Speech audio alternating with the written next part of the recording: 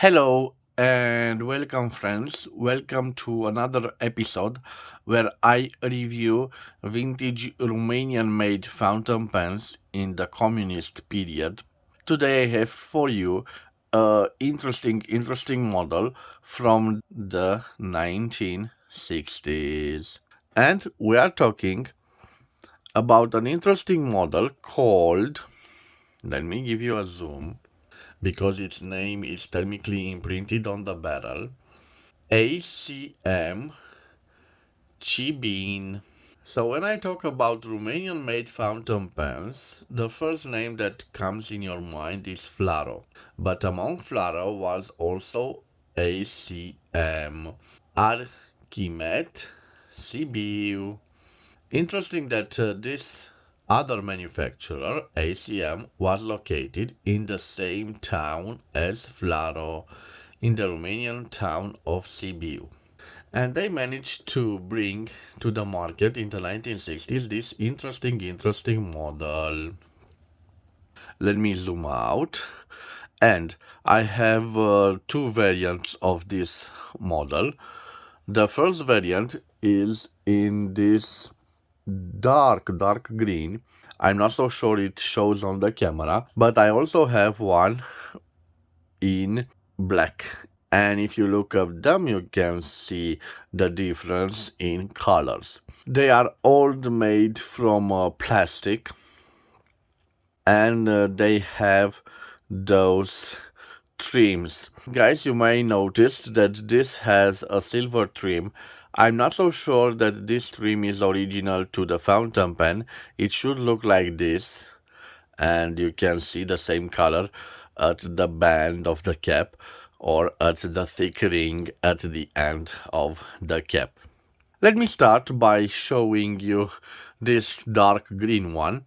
So apart from the metal clip and this ring or band at the end of the cap, these are the metallic parts of the body. The cap unscrews and it reveals quite a familiar design that was very popular in Germany in the 1950s, this ink window, transparent ink window. We also have an open nib, and interesting on it is engraved iridium and it has the Degussa logo. So definitely a pen made in Romania, but with a nib produced in Germany. We also can notice a little crack. It goes all the way through the entire grip section. I bought it as it is. I'm not so sure if this crack could be fixed, but you know that I am not an expert at this stuff. At the back, we have an interesting feed. I suppose it is plastic, but being 1960s, it could also be ebonite. I'm not so sure. I will say it's plastic, and of course I will compare it with the other model that I have here. And now, guys, I want to show you that, let me zoom out. If I turn the end of the barrel,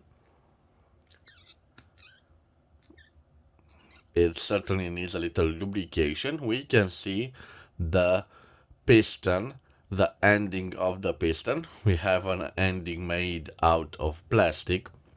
Basically, in the late 1950s and the beginning of the 1960s, the wood ending, the wood cork ending, was replaced by the plastic material. Okay, I will leave this aside. By the way, guys, you notice the difference between the color of the grip section and the dark green body. And I have this black one. And interesting, if we compare the two names, we can see that Cibin is the same But the logo of the manufacturer has changed. So if the first was ACM, this one has another logo, a AMA, in a triangle, but it is the same producer. So if we turn the cap on this one, we can notice a different feed. Let me give you a zoom. I'm sorry, this is a little bit of okay. Let me give you a little zoom. You can see a different feed, but in the same material, like a sticky material. I won't call it a plastic, but it appears to be a simple plastic and not ebonite material. The grip section in this case seems to be fine with no cracks. And interesting, guys, another producer from Germany, this time from East Germany, and I recognize the bear on two legs, and also the engraving iridium, which means that this nib has an iridium tip. Okay, let me give you a little zoom out. Let me try this one to see. Oh yes, this is in a much more better shape. You can see also the ending, the plastic ending. So quite lovely fountain pens. Two lovely fountain pens made in the 1960s. But they all resemble some fountain pens made in Germany in the late 1950s. And I have here a gorgeous Geha 760 in a brown, dark brown color. And let me compare it with one of the Cibin models. The Cibin is a little bigger. It has a greater length, but with, I'm not so sure, 3 millimeters approximately. You can see the metallic trims. Of course, this is a luxury version of the Geha. You will see it has also a gold nib. If we unscrew the caps, both unscrew, we can see the similarities between them. Let me give a little bit of zoom. So, I have a 14 karat gold nib, a two-tone gold nib, a gorgeous nib on the Geha. You can see that the grip section is quite similar. Indeed, this ends in straight, not a concave ending. We have a barrel of ink. This has many faces, small faces, and this is transparent, and the turning knob. Of course, on the Romanian-made model, the turning knob is quite large, and I would say practical. I like when it is big. If we compare the endings, we can see this is definitely an ebonite feed, and I believe, yes, that Romanian models had plastic feeds. But guys, this is not the only comparison that I want to make. Of course, not all of you have in a collection a vintage Geha, but I'm sure that most of you have in your collection the gorgeous modern Lamy 2000. I say modern because it has a futuristic design, although it was designed in 1967. It still is in production, and it is quite a popular fountain pen among newer generation. And let me put our fountain pens side by side. Remember, guys, they're all piston fillers, so we will see their dimensions. We have quite slim Romanian communist fountain pens, quite slim fountain pens in comparison with the German counterparts. So a Geha from the late 1950s and a Lamy 2000. This is from approximately 1969. And guys, if I've shown you both of them side by side, I will leave the dimensions of the Romanian fountain pens on the screen, and after that I will do the writing sample. So let me take those aside, the Geha and the Lamy, and now I will do the written sample with both of them. But guys, I'm quite sorry. I don't think they're NOS models, but they are quite clean. So if you don't mind, I will just dip them in ink. Some of you might think that this isn't relevant to a writing sample because maybe the ink flow will be affected. I'm not so sure about that. And if I notice that the ink flow would decrease, I will just dip them again in ink and repeat the same sentence. So I'm not so familiar how to open them, so cleaning them will be quite difficult for me. I hope you understand me. Those are quite rare fountain pens. I've seen them in black, but this green, dark green one is quite a rare fountain pen. And also the Degussa nib is quite scarce. And most of those models were equipped initially with German-made nibs, but the later models were equipped with steel nibs made in Romania, in communist Romania, in the 1960s. So what you see on the screen, guys, are quite valuable writing instruments because simply they are quite rare. Okay, so enough talking.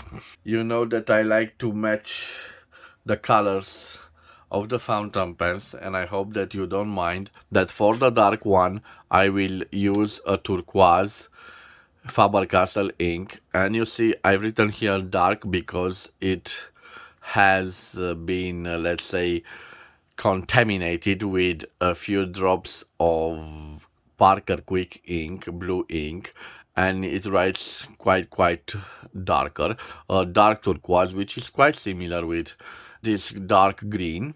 And of course, for the black version, I have here a black Pelican 4001, a nice brilliant Schwarz or brilliant black, and I will put it here. So guys, let me start with changing the angle of the camera because I want you to see more clearly the written samples, and I must be prepared with a tissue because you know that it will be a little mess. So first of all, let me prepare the ink bottles. So this will be the Faber-Castell dark ink. Let me give it a little shake. Okay, I will place it right here. Okay, now the Pelican 4001 brilliant black, also a little bit of shake. Okay, I hate when this happens, and fortunately I have my yes, so I will put it here. Better if I place it right back. Let me see. Okay.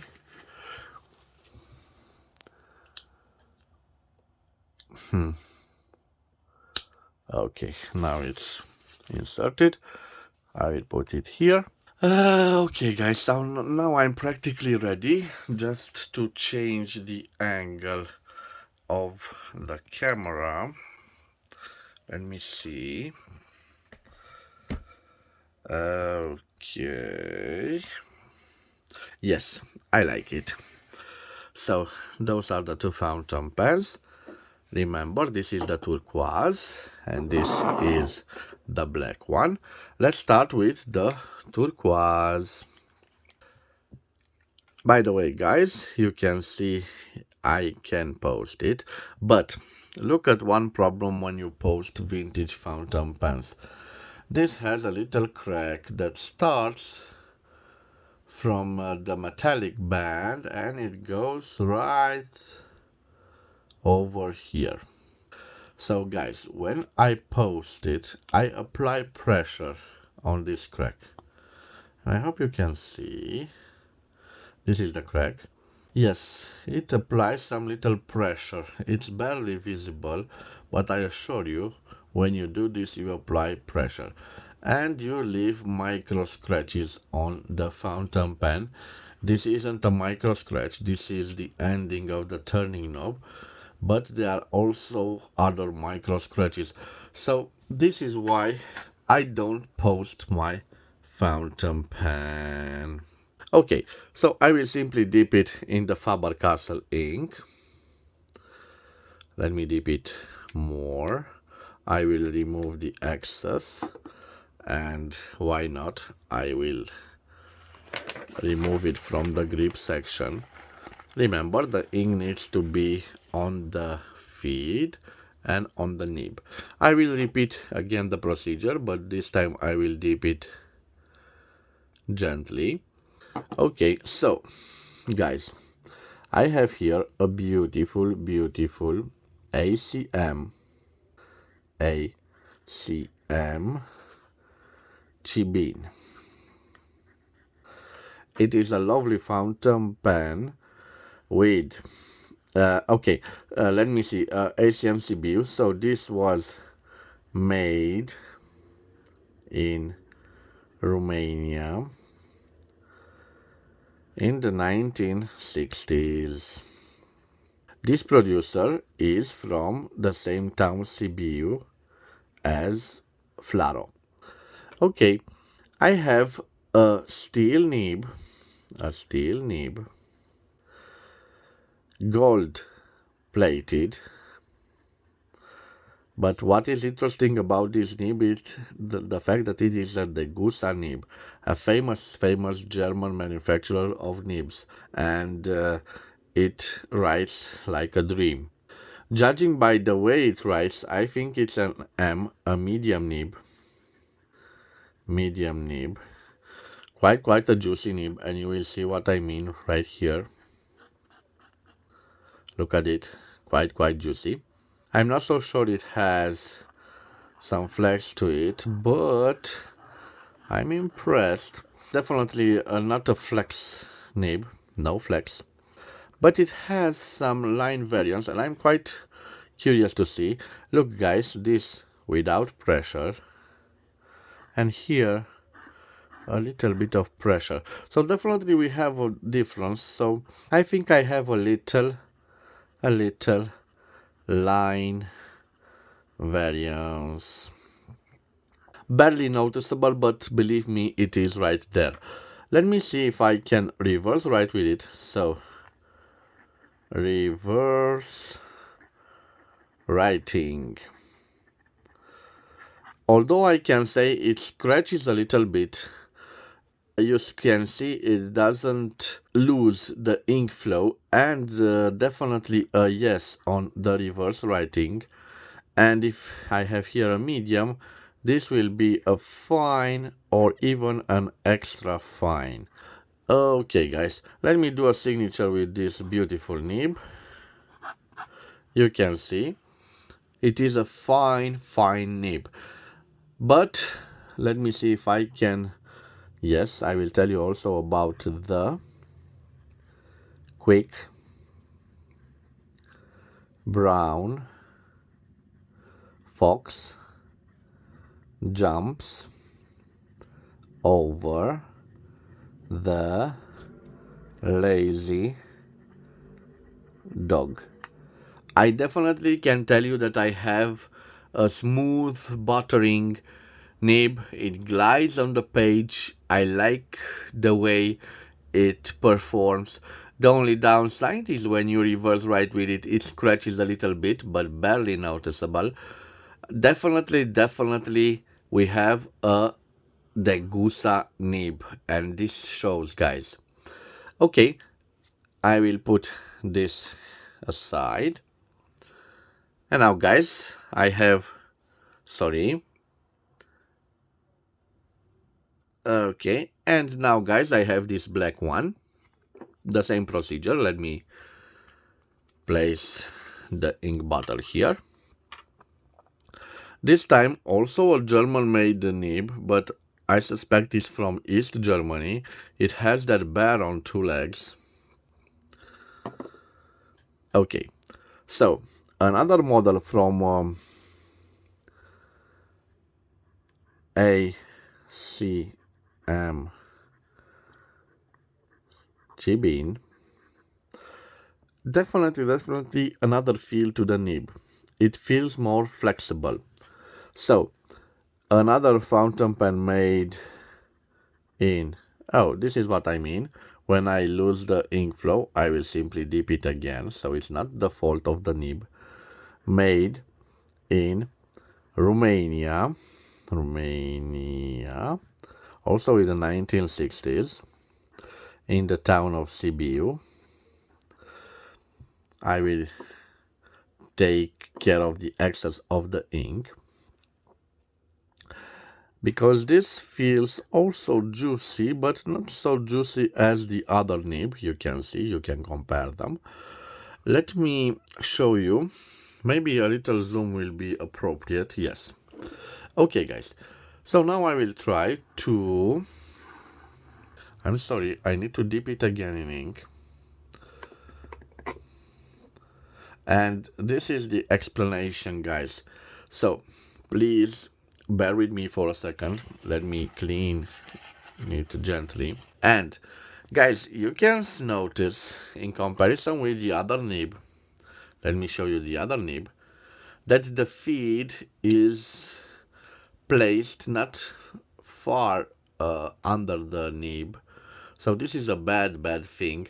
It is misaligned, so this is the reason that I have to dip it again in comparison with the other fountain pen, but it needs dipping, so I will dip it for you to see if we have a flex.